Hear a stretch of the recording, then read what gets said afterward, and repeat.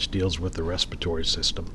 The respiratory system is a passageway that filters, moistens, and warms incoming air, transports it into the body, into the lungs, into many of the microscopic air sacs where gases are exchanged.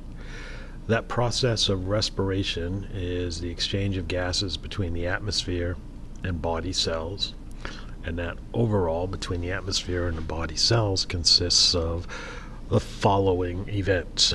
There is ventilation, in which air is brought in, external respiration, in which air is exchanged in the blood, oxygen and carbon dioxide are exchanged with the blood. The gases are then transported between the lungs and the body cells, where internal respiration occurs, and that is when the oxygen makes its way to the tissues. And then cellular respiration, which hopefully you are aware of, is the process of the Krebs cycle and electron transport. So respiration occurs on a macroscopic level as a function of an organ system. Gas exchange, oxygen and carbon dioxide on the other hand, occur at the cellular level, which are molecular pardon me, aerobic respiration, aerobic reactions of cellular respiration. So we use oxygen to accomplish ATP production. It allows cells to harness energy from the chemical bonds which are found in nutrient molecules, and it generates carbon dioxide as a waste product, a metabolic waste product. Carbon dioxide makes its way to the blood, where it combines with, in most cases, water to give us carbonic acid. That's going to be important for maintaining blood pH. We'll talk about more about that later.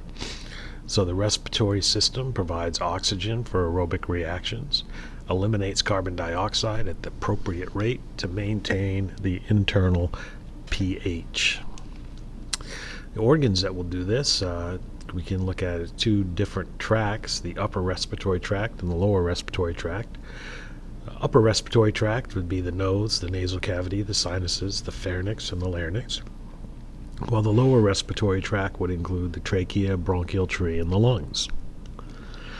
So the nose, first part, the only part that we can see, the external portion of the respiratory system, also called the external nares, provides openings for air to enter and leave the nasal cavity, and those openings are protected by internal hairs.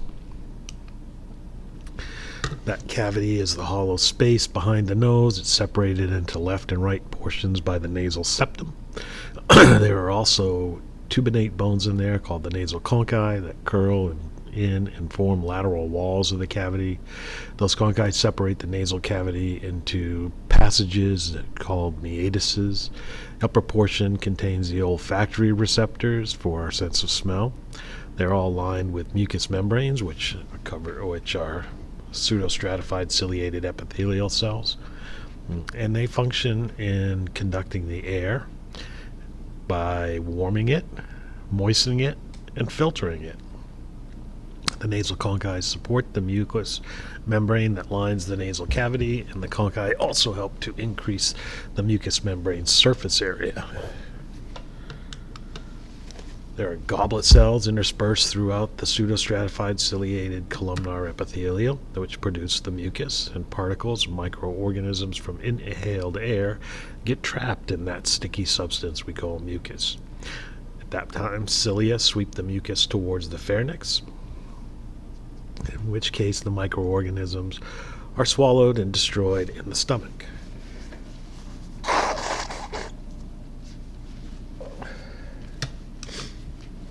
Sinuses, the paranasal sinuses, are air-filled spaces in the maxillary, frontal, ethmoid, and sphenoid bones of the skull, which open into the nasal cavity.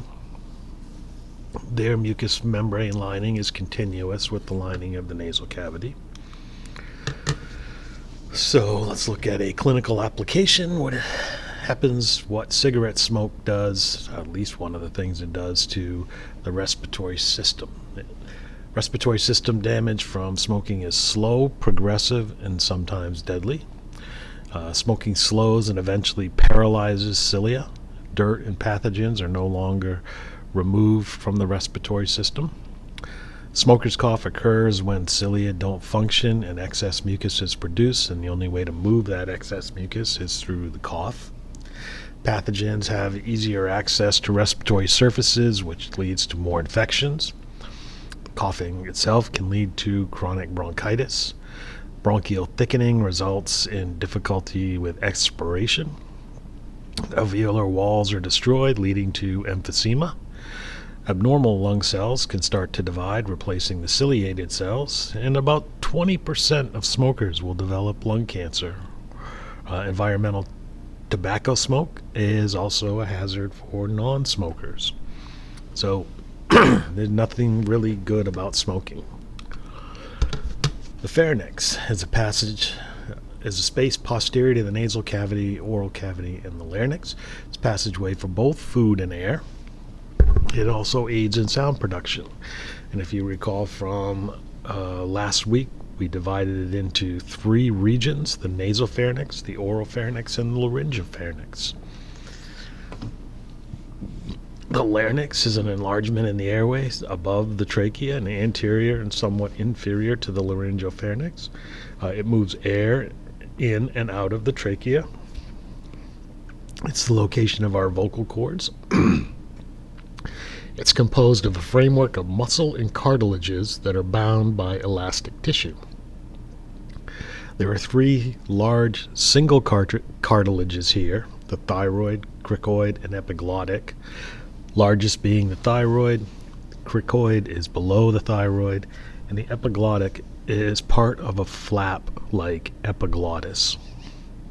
There are 3 smaller pairs of cartilages: the arytenoid, corniculate, and the cuneiform. Larynx has 2 horizontal vocal folds that are composed of muscle and connective tissue. They are the false vocal cords and the true vocal cords. The upper ones, the vestibular folds, are the false vocal cords. They are not involved in sound production. The lower folds are involved in making vocal sounds, so those are the true vocal cords. The opening between the true vocal cords is called the glottis. The trachea, or the windpipe, is a cylindrical tube about 2.5 centimeters in diameter and 12.5 centimeters in length. It extends downward anterior to the esophagus. As it enters the thoracic cavity, it splits into the left and right primary bronchi. It is lined with ciliated mucus membrane. It is lined with ciliated cells with goblet cells interspersed that produce mucus. The wall has about 20 C-shaped rings of hyaline cartilage that help prevent the collapse of the trachea.